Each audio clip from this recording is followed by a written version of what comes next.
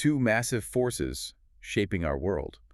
The future of artificial intelligence and the global reality of supporting an aging population. It's such a profound topic, and what really stands out in all this research is the shift in focus. How so? For decades, when we talked about technology for seniors, the conversation was almost exclusively functional. Right. It was about monitoring, fall detection. Pure safety measures. That foundation is still absolutely vital, but what these sources show is that AI is now being deployed to address deeper, more fundamental human needs. So we're moving beyond just physical safety. Way beyond. We're moving towards actively maximizing their joy, their sense of independence, and, their emotional well-being, especially for people living with chronic conditions like dementia. And that dual mission, protecting the body and nurturing the spirit, that's exactly what we're tackling today. Yeah. We have two very distinct stacks of research here.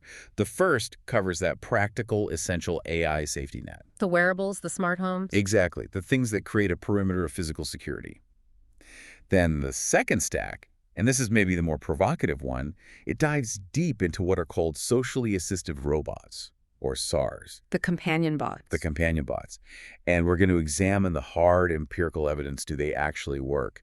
And then we have to tackle the ethical questions that pop up when you ask non-human technology to provide deeply human things, like dignity and emotional connection. And the urgency of this conversation is, well, it's impossible to overstate.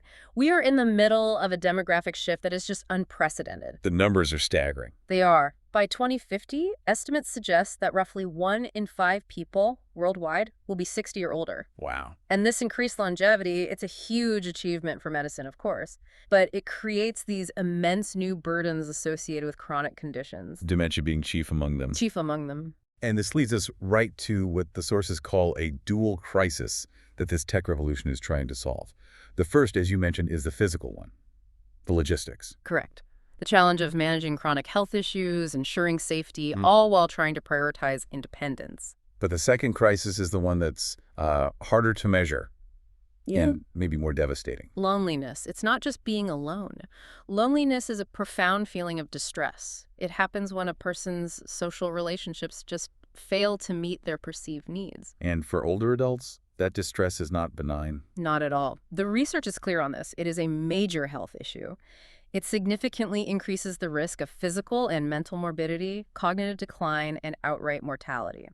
Loneliness, the sources really emphasize this, it is a pervasive silent epidemic. So the deep dive mission for us today is to unpack these tools. First, we'll look at how they keep people safe. And then we're going to drill down into the science of whether they can actually provide emotional connection and, reduce that crushing weight of isolation. Okay, let's unpack this. Let's start with the foundational layer, the AI safety net that supports aging in place. Right. In our sources, they really emphasize the physical safety risks, and they often use the context of seasonal challenges to illustrate why this kind of 247 automation is so necessary. Using the winter challenge is it's a perfect framing device. It really is.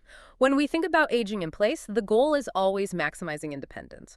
But winter just dramatically amplifies the hazards. You have the obvious things, like ice. Of course. Icy walkways, slippery drives, they lead to a huge increase in fall rates. But beyond that, the cold itself is a massive biological stressor. We're talking about chronic conditions getting worse. Precisely. Cold temperatures don't just cause discomfort. They can actively worsen symptoms for people with conditions like rheumatoid arthritis, lupus, psoriasis. A lot of cardiovascular issues too, right? Absolutely. These conditions all rely on stable body temperatures and reduced physical stress. If the indoor environment gets too cold, or if the temperature swings are too severe, health outcomes can decline very, very rapidly. And this is where the AI-powered smart home systems come in, providing that constant mitigating support. We're moving so far beyond just a simple timer turning a lamp on. So far beyond. Think of it as a network of sensors all working together.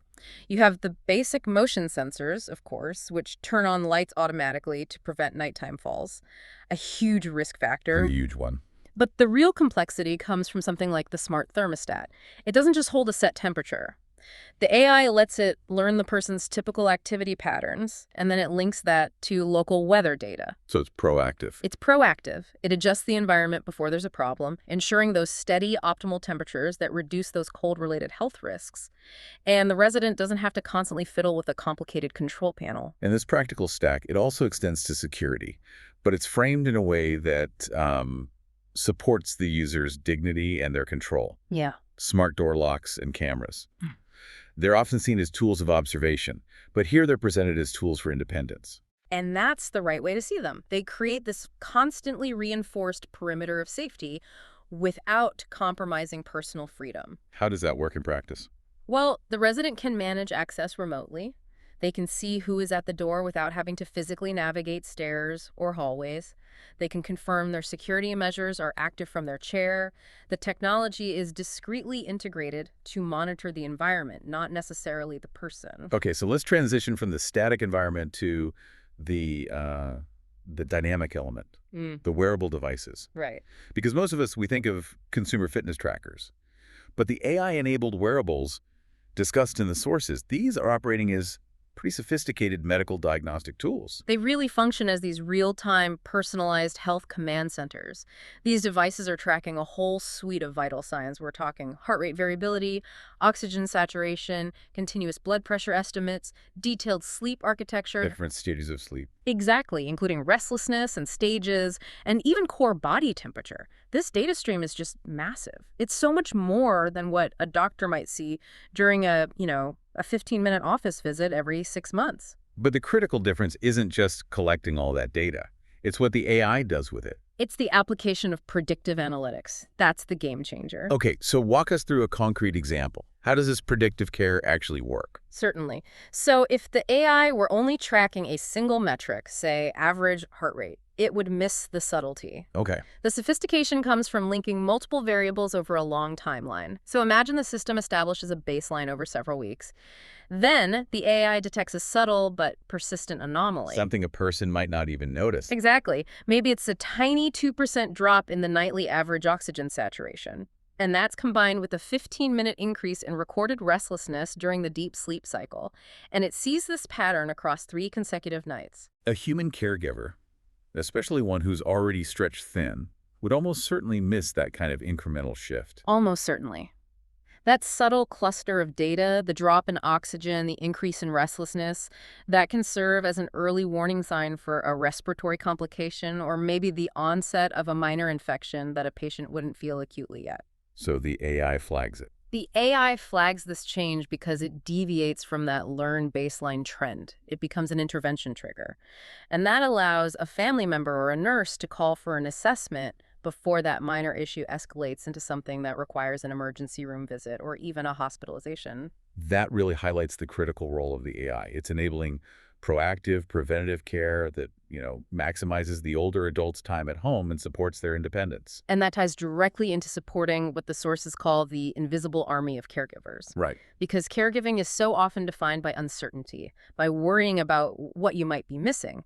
AI provides certainty. It provides actionable intelligence. So how does that shift the burden of care? It totally transforms the caregiver's role. It moves them from reactive crisis management to proactive trend identification. The AI provides this long-term data that can identify trends like an increasing fall risk based on subtle changes in gait velocity. How fast they're walking. Right. Or a consistent decline in mobility indicated by changing sensor patterns around the house, or even unusual sleep disruptions that might be linked to pain. This ability to spot a developing issue early on reduces stress and uncertainty for the family. And, crucially, it supports the senior's dignity by enabling them to maintain their lifestyle for longer. It's about providing autonomy through continuous, intelligent oversight. Exactly. And we should also note that the sources are clear that conventional, non-AI assistive technology, that still plays a vital role in this whole logistics stack. It's not just about the newest algorithm. Not at all. The logistics stack includes these tried and true tools that remove immediate dangers.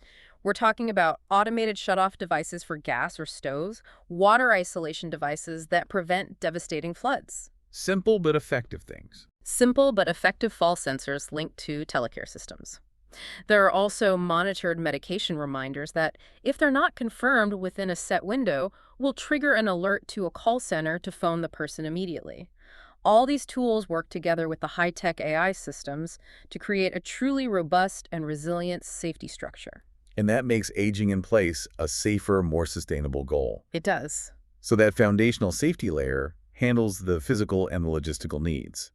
But as you said at the very start, physical safety is only half the battle. Only half. So now we transition to the far more complex layer, the emotional and social needs, where AI is actually asked to become a companion. Okay, and here's where the conversation gets, well, substantially more complex and frankly, fascinating. I agree. We're leaving the realm of motion sensors and we're moving into technology that's designed specifically for psychosocial support. This is where AI assumes a truly social, relational role. And this is the world of socially assistive robots, SARs. Exactly. They're defined by their functional goal, which is helping people through social interaction rather than just, physical labor.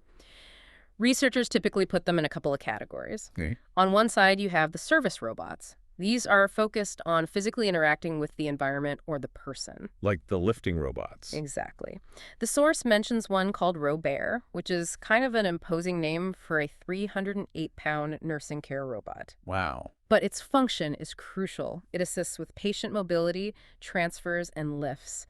And despite its size, the design emphasis is all on gentleness and safety, performing tasks that prevent injury to both the patient and the human caregiver. So that's pure utility. Pure utility. The second category, though, is the one that's really trying to address that loneliness epidemic we talked about. These are the companion robots? These are the machines purpose-built to provide emotional support, interaction, and connection. They're fundamentally trying to fill that social gap. And our sources provide some excellent examples that really highlight the diversity in their design philosophy. From conversational AI to nonverbal pets. A huge range. So let's start with LOVOT. This robot, it's often marketed as a companion for the silver generation. Yeah. And it seems to be the most deployed of the conversational models. LOVOT is a highly sophisticated, proactive AI companion.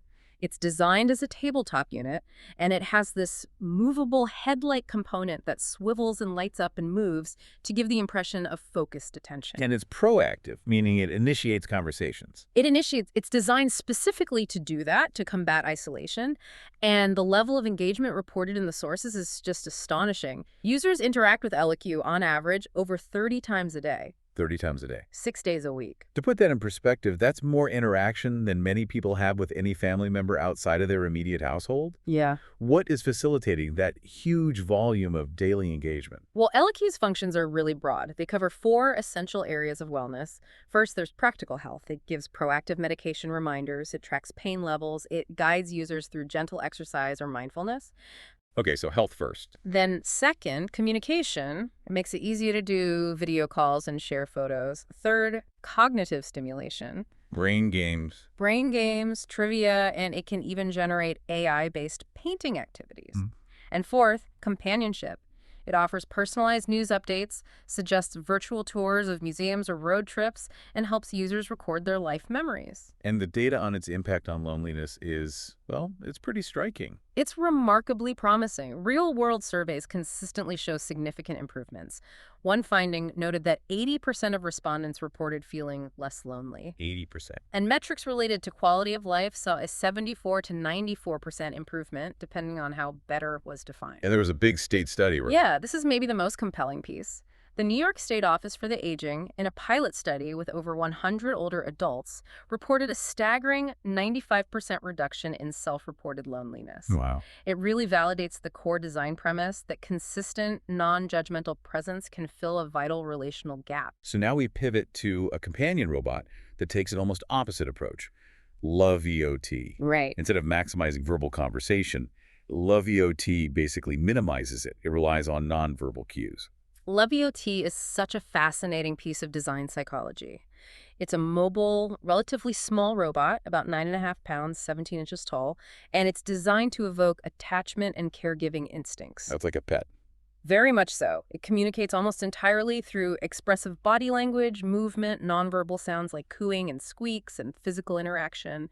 It responds to touch and affection. So why move away from that sophisticated conversational AI? Why go in that direction? Because it tackles the challenge of emotional support for people who have reduced language or cognitive skills. A conversational robot like LQ or Alexa, it requires the user to remember, process, and then articulate a response. Which can be really stressful for someone with severe dementia. It can be a source of stress and failure. Loveot, which is equipped with over 50 sensors and deep learning, it just adapts a unique personality and needs nothing more than a stroke or a cuddle. It offers what one user described as an equal opportunity companion. That leads to a really profound point in the sources, this idea that the Loveot is perceived as a safer place for engagement. Think about the emotional burden of aging and dementia. Every social interaction can be fraught with this anxiety of forgetting a name or struggling to recall a word or just feeling judged for your cognitive decline. Right. By being nonverbal, Loveot places zero social expectations on the resident. One family partner in the study noted explicitly that the robot was a safer place because they didn't have to worry about offending it or needing to formulate a perfect response. It just bypasses all that social anxiety. It bypasses it entirely, allowing for pure, unscripted emotional release and connection. That insight speaks volumes about the challenges older adults face just in maintaining social relationships. It does. It underscores how critical non-judgmental presence is. And users don't treat Loveot as just a machine. They assign these relational interpretations, viewing it as a pet, a grandchild, or a baby. And that facilitates purpose and reciprocity. Exactly. The feeling that something needs you, that it depends on your affection, that is a powerful countermeasure against the passivity that's often associated with institutional living. And we should probably briefly mention the other robots in this category: PARO, the SEAL, and QT, the research robot. PARO is really the veteran in this field. It's that fluffy, white, handcrafted SAR seal pup that responds to touch and sound. PARO is a pioneer, and it's used extensively in dementia care to reduce stress. And it's the primary subject of the hard scientific data we're about to discuss. It is. QT, meanwhile, is a 2-foot-tall humanoid research robot. It's not really meant for the commercial market, but it's used to study really complex sociological and psychological concepts like ikigai. The Japanese concept for a reason for living. A sense of purpose, yeah. Researchers use QT to test how specific structured conversations, like reminiscence therapy, can generate measurable positive feelings and meaning. So whether they're verbal or nonverbal, these SARs are fundamentally deployed against that, 37% loneliness rate among older Americans. That's the target, providing a consistent, responsive, and emotionally safe presence. We've established this compelling emotional case and, the anecdotal successes of these companion robots. But for the investment in time and resources to be justified, we have to look at the hard science. So we have this crucial systematic review and meta-analysis of randomized controlled trials, or RCTs. It focuses primarily on the effectiveness of pet-type robots like PARO for individuals with dementia. This is where we see if the promise holds up under statistical scrutiny. And this analysis provides that necessary clinical backbone. The researchers, they searched 7 major databases specifically for RCTs that compared a pet-type robot intervention with a standard control group. And what were they measuring? They were measuring 3 primary outcomes: agitation, depression, and overall quality of life. And the results, they're a mixed bag. They offer one clear success and one really profound guiding nuance. Okay, so let's start with the clearest victory: agitation. What did the pooled data from multiple trials show about these challenging behaviors? This result is statistically robust and it's clinically significant. The pooled effect estimate, which combined data from 3 trials with 214 participants, showed a significant decrease in agitation levels after the robot intervention. And what do the numbers look like? The standardized mean difference, or SMD, was calculated at negative 0.37, which is a moderate effect size, and it was achieved with a high degree of confidence. The p-value was less than 0.01. Okay, so for our listeners, can you just briefly contextualize what an SMD of negative 0.37 means? It sounds like a small number, but what does it represent in the real world? Yeah, that's a great question. It represents the size of the treatment effect compared to the variability in the data. In clinical terms, an SMD around 0.2 is considered small, 0.5 is moderate, and 0.8 is large. So N is 0.37 is pretty meaningful. It indicates a meaningful, moderate reduction in agitation across different studies and settings, and this is a massive win. Because agitation and aggression, what's called behavioral and psychological symptoms of dementia, or BPSD, they are the primary drivers of distress, medication use, and caregiver burnout in both home and facility settings. So having a non-pharmacological, non-invasive intervention that can reliably reduce these challenging behaviors is hugely important, not just for the resident's comfort, but for the entire care environment. Absolutely. The intervention acts as an anchor. It's a source of focus and calm attention that distracts from internal distress. And the anecdotal confirmation in the individual studies reinforce these positive effects. The pet robot provides this consistent, simple interaction that requires very little cognitive load, which makes it highly effective at de-escalation. Okay, so a clear win on agitation. Now let's move to depression, where the results immediately became complicated. Yeah. Did the robots reduce depressive symptoms overall? Initially, no. When the researchers pooled the raw data across all the trials, there was no significant difference in depression outcomes between the robot group and the control group. So it didn't work for depression. Well, if the study had stopped there, the finding would have been inconclusive. But this is where the sophistication of the meta-analysis comes in. They did what's called a meta-regression. This technique let them investigate why some studies showed a small effect while others showed none. And this is the critical aha moment. It is. It's not about if you use the robot, but the protocol of how you use it. What did they learn about timing? They identified two factors related to dosage that had a profound positive effect on reducing depression. The first was the length of each individual session. Okay. The second was the total weekly exposure time. The regression analysis showed that longer session length and a greater total duration of robot use per week were highly correlated with a reduction in depression scores. So the longer the sustained, deep engagement, the better the mood outcome. That's right. Quality of interaction time matters immensely. So what happened when the use was too frequent? And that revealed the negative correlation. Overly frequent exposure, meaning a high number of separate short sessions or simply too many total sessions per week, that showed a negative effect on depression outcomes. Why? The researchers hypothesized this is tied to the concept of novelty. If the pet robot is constantly present, or the sessions are too brief and repetitive, the intervention loses its special status. It loses its engaging quality. It just becomes background noise. It ceases to be an exciting event or a source of sustained focus and becomes, background noise. That finding is an incredibly valuable piece of guidance for practitioners and for families. It means a facility shouldn't just leave PARO sitting passively in a common room all day. Exactly. The best approach is dedicated, longer structured sessions, maybe 2 or 3 times a week. You want to ensure quality, sustained engagement over the mere quantity of presence. It's about creating a valuable social or emotional experience, not just passive exposure. Precisely. For depression, intensity and length are more important than frequency. Okay, so finally, let's discuss quality of life, or QL. This is the big, holistic measure of well-being. Did the pooled results show significant improvement here? Once again, the pooled results showed no significant difference in quality of life scores compared to the control groups.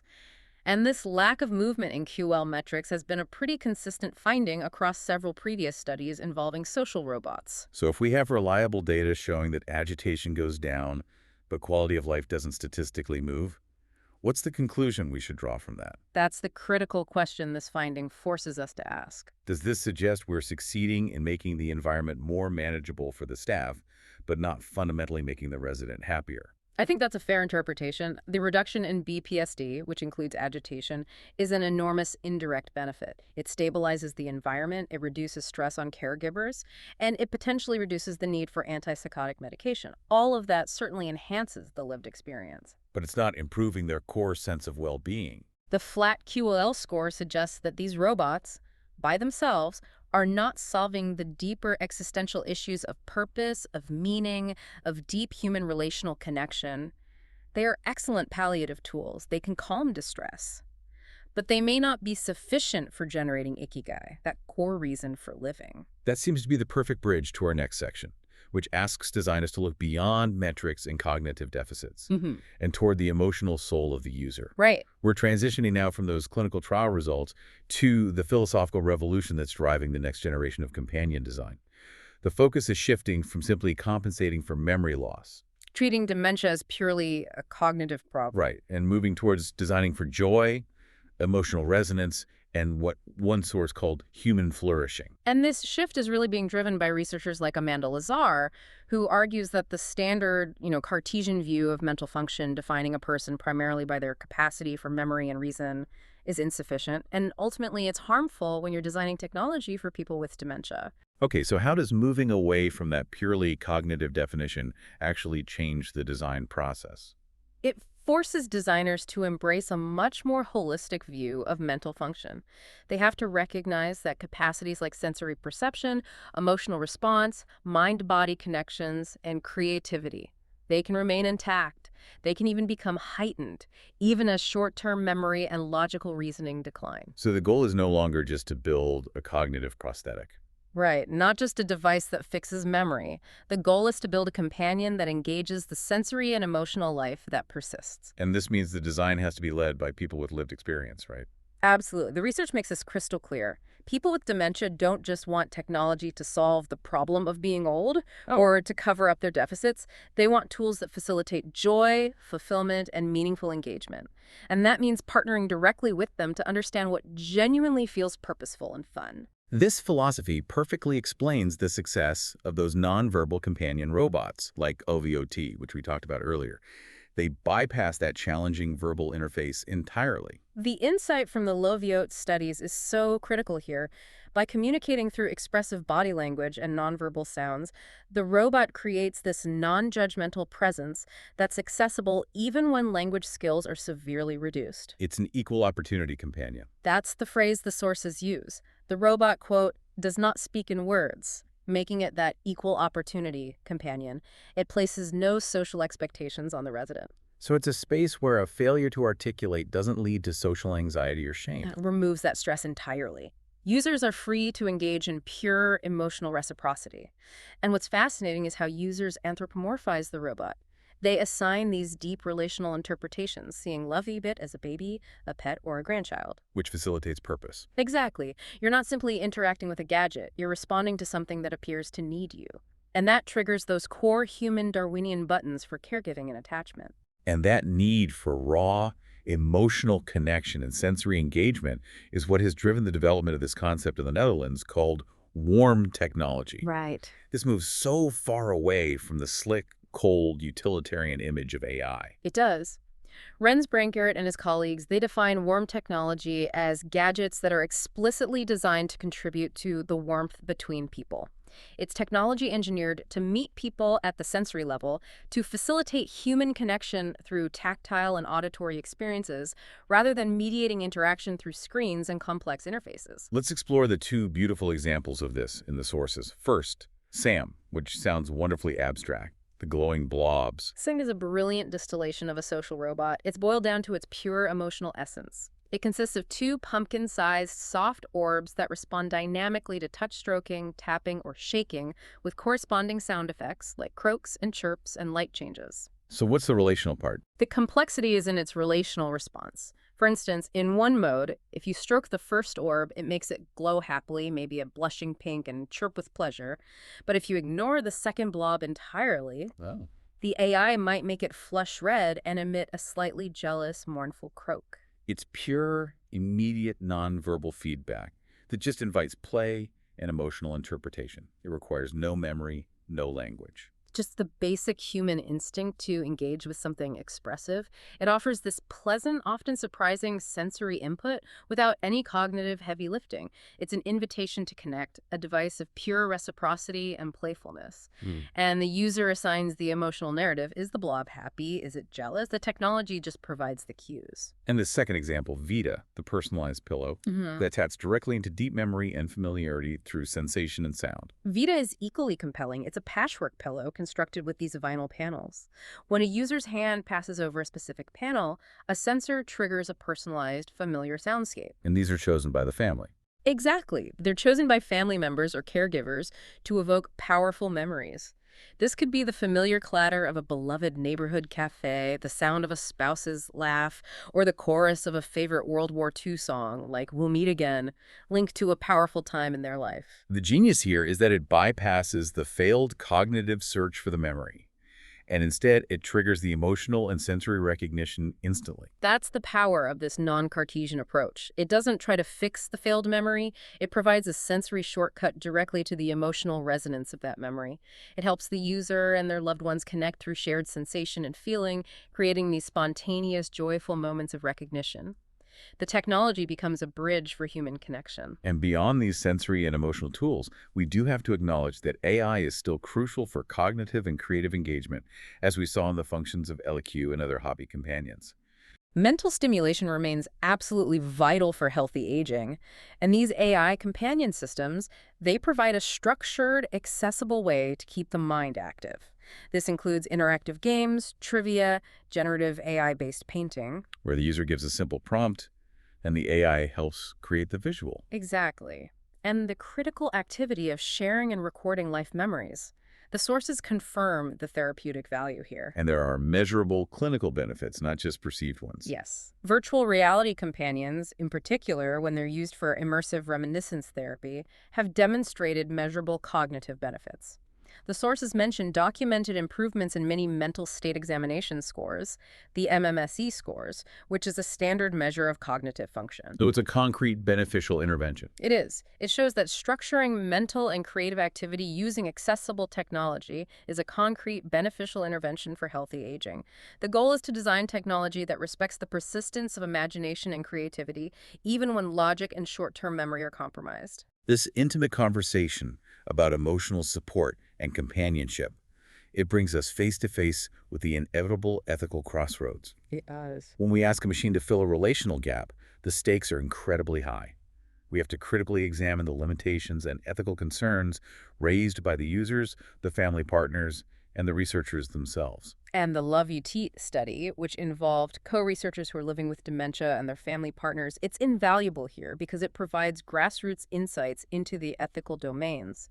They identified 3 key areas of concern that require transparent and proactive mitigation. And the first is the big one. The first and most profound is the risk of substitution. The inherent fear that these robots, which are intended as supplements to human care, will be used as a convenient, passive, and cheap replacement for essential human interaction. Especially in facilities facing staff shortages. Yeah. And that is the primary ethical minefield.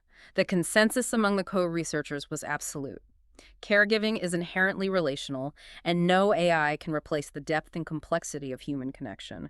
The feedback from the family partners was stark. What do they say? One said, "Never. You can't replace that human touch. The gentleness and kindness of the voice and the touch that can't be replaced by a robot." They stress that consistent, empathetic human interaction is just non-negotiable for well-being. And was there evidence that this substitution risk moves from just a theoretical concern to, real-world practice? Unfortunately, yes. The sources cite a pointed observation in one research scenario involving the PARO seal robot. After the research project concluded and the novelty wore off, the robot was observed being left by facility staff directly with residents, With no supervision. often without any supervision or dedicated facilitation. And this observation, it validates the fear that in under-resourced or understaffed environments, social robots risk being used as a passive distraction, a technological babysitter, rather than a tool that's actively used to facilitate or enhance human interaction. That's a severe failure of implementation. A severe failure. Okay, so the second domain revolves around informed decision-making, autonomy, and the necessary transparency regarding privacy. And this is huge, especially since SARs like Loveot are equipped with cameras and microphones. Right. Transparency is paramount. Users have to have autonomy and be fully aware of the technology they're engaging with. If a robot is proactive and conversational, the user needs to understand that the device is, quote, listening to what I'm saying.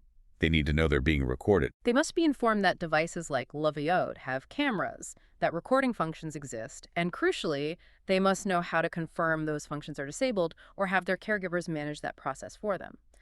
Without this transparency, the robot can feel intrusive. It can erode the very sense of security and dignity it's meant to support. And the third major domain. This involves the unintentional, negative consequences that arise when the technology fails to meet complex human emotional needs, or when users anthropomorphize too deeply. And this has several nuances. One is the risk of over-reliance, where individuals might become pathologically dependent on the robotic companion, potentially reducing their motivation to seek out human connection. Okay. Another involves emotional distress. If the SAR, despite all its sophistication, fails to fully comprehend complex human emotions like deep sadness, confusion, or You crying. can't really understand sadness. Exactly. And its inability to respond appropriately, that failure of empathy, can break the connection and cause distress or a negative emotional spiral for the resident. And then there's that unique dilemma specific to the pet-type SARs, like PARO. The technology is so effective at stimulating the caregiving instinct that users can feel real guilt. That is a very real specific concern. If a resident comes to view the robot as a living creature, an animal or a baby, they may experience profound guilt or distress if they realize they haven't fed it or taken care of it, which is an impossible task. The machine. Right. And there's also a physical risk. Some users have tried to physically save the robot when it moves too close to a table edge, which poses a serious fall risk to the resident who's attempting the rescue. And finally, we have to confront the elephant in the room: equity and resource allocation. If these advanced companions are proven to reduce agitation and loneliness, who gets access to them? The cost of advanced SARs presents a significant moral hazard. You consider the LOVOT, the initial purchase price is approximately $3,000. Wow. And that is compounded by a high ongoing monthly service fee, potentially ranging from $74 to $149 a month. This expense immediately restricts access. It creates a dual standard of care. It raises critical questions about that, yes. If technology is proven to mitigate BPSD, which is very costly in terms of medication and staffing, should access to that technology be restricted only to those in affluent private retirement homes who can afford the upfront and recurring costs? Meanwhile, underfunded public facilities get left behind. Exactly. Underfunded public long-term care facilities will struggle to acquire these tools, meaning the benefits of reduced agitation and increased well-being are not equitably distributed. And beyond ethics, the researchers also point out some practical barriers to successful adoption that design has to overcome. Yeah, technical familiarity is a barrier. Older adults in North America often lack the cultural familiarity with robots that you might see in Japan, which can lead to intimidation or reluctance. The design itself has to avoid infantilization. Some residents feel they're being treated like children. They do. And critically, staff training and facilitation are just non-negotiable. Some residents will not proactively initiate interaction or understand the nonverbal cues without explicit guidance and support from human caregivers.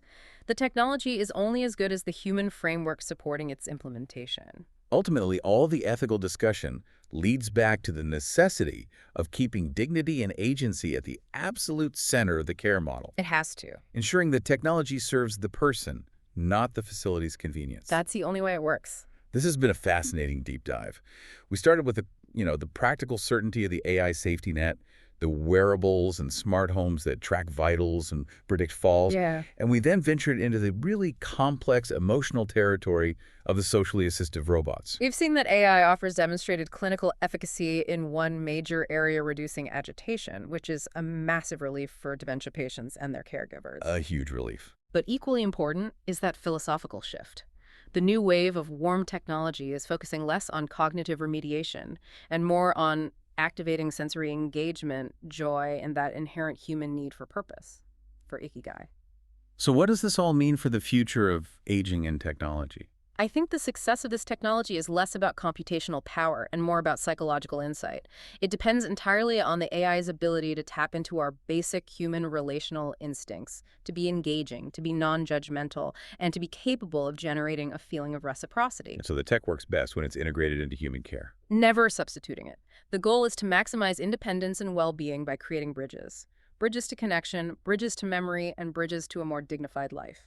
We reviewed today that the pet robots significantly reduce challenging behaviors like agitation and loneliness, but the clinical trials failed to move the needle significantly on quality of life.